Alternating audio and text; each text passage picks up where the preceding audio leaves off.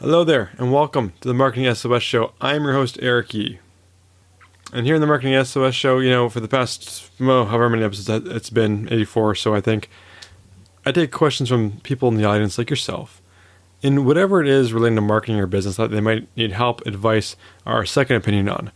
From students to small business owners to even just regular marketers that work for big corporations that want some advice. I'm here for you. So as always, drop me a line at eric@marketingsos.ca, and I'm here, happy to help. So feel free to use me. And I hope everyone out there listening, you're staying safe, you're staying healthy during these uncertain times. And I really hope that things aren't too tight for you these days, like I know it is for millions of people across the globe. It's crazy times. It's crazy times, man.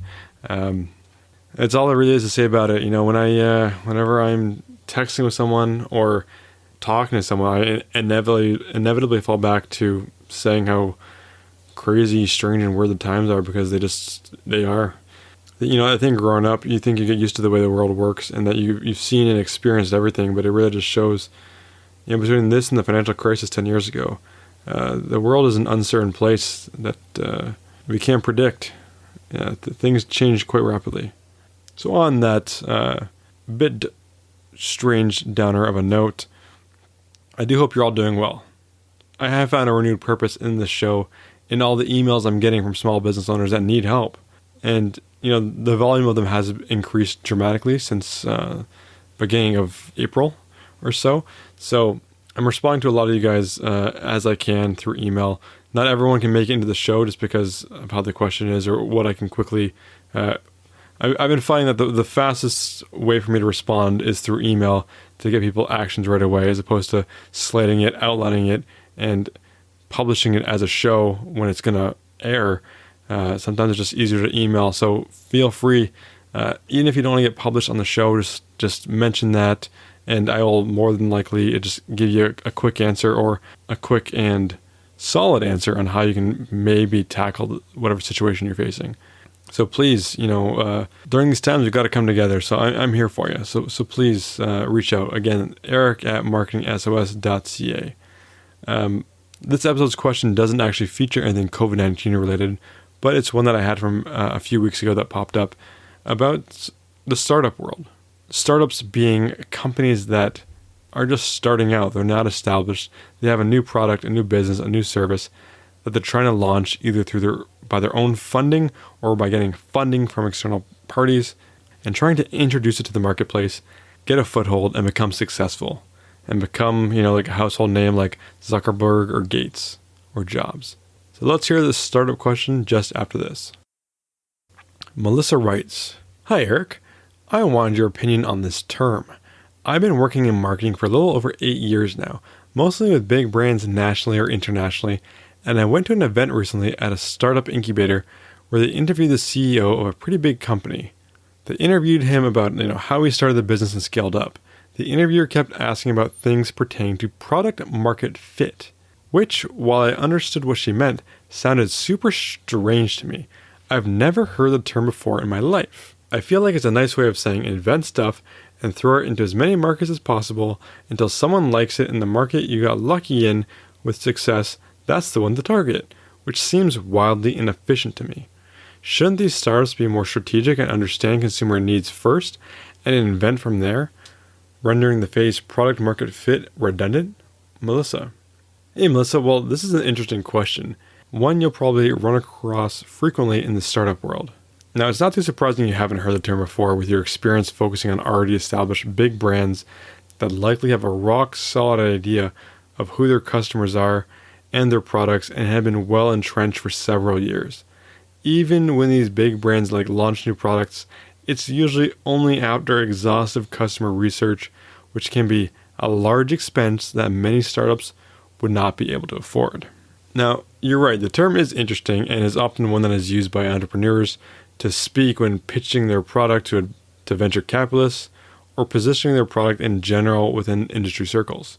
The way startups get product market fit or fail to do so can be similar to what you've seen in big brands, or it can be a little more scattershot, as you identified. For example, oftentimes someone will start a company to solve a problem or a service is needed that they've identified through their own work or observed out in the wild. Once they have the company running, the product created, and convinced venture capitalists to part with their money, they might launch their product and not get the response from their customers they were intending. They could keep at it and try to capture interest from that market, but with venture capitalists or VCs breathing down their neck and the need to make payroll and show positive numbers, they may need to pivot. The only asset they have aside from their team is the work they've already put into their product. So they can make some tweaks, change the messaging and tactics, and see if they can relaunch it in another market to find a fit.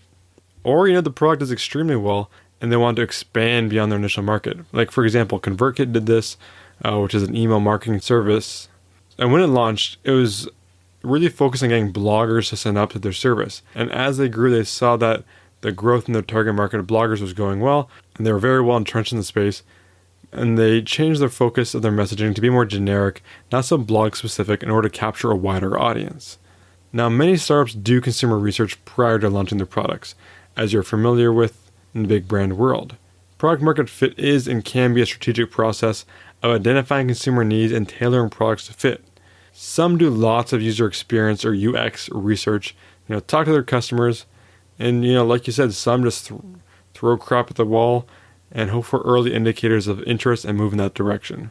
There is also the factor that once more money and people get involved in these startups and they start selling off or giving away board seats, board members and other stakeholders may influence what markets they focus on and go after, and can dramatically change the conversations around product market fit. So, Melissa, it was a great question. And for those that aren't also familiar with the term, it's really just saying that the product has a market that it fits, or they're like a piece of a jigsaw puzzle, they fit together. There is a known or unknown demand, and that the product fills. So like Melissa was kind of stating, until you have a product and you put it to the market, you really don't know whether it's going to fly or not. Consumer research can tell you one thing, as well as product tests and trials, but you never really do know until things get into the wild. What's that saying? Best laid plans are inevitably broken, or something like that. And thinking about this term and the implications of it that Melissa kind of stated, it does remind me that you can plan for every eventuality, and you can try and plan as much as you can, but things are going to go sideways. They're not always going to happen the way you want them to. Now, hopefully you get lucky and you can find that fit, or find the right answer to that solution. Like I mentioned a couple episodes ago, doing the work, diving in and doing that consumer research, whatever it is, whatever research it is, the factor that you're doing it puts you in a much better position than if you just, as Melissa so eloquently stated, throw crap at the wall and see what sticks.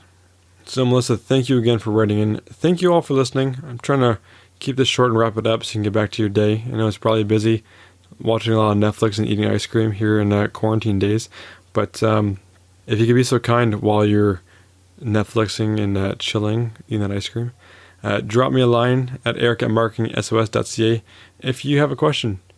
And if you don't have a question, but you want to help the show out, a ratings and review in whatever podcast player you listen to would really go a long way to helping the show out and help me do this in the future and keep building it up. So if you can do that, I would love you and appreciate that. That'd be awesome. Thank you all for listening. I appreciate your time. My name is Eric Yee, and with that, I am out.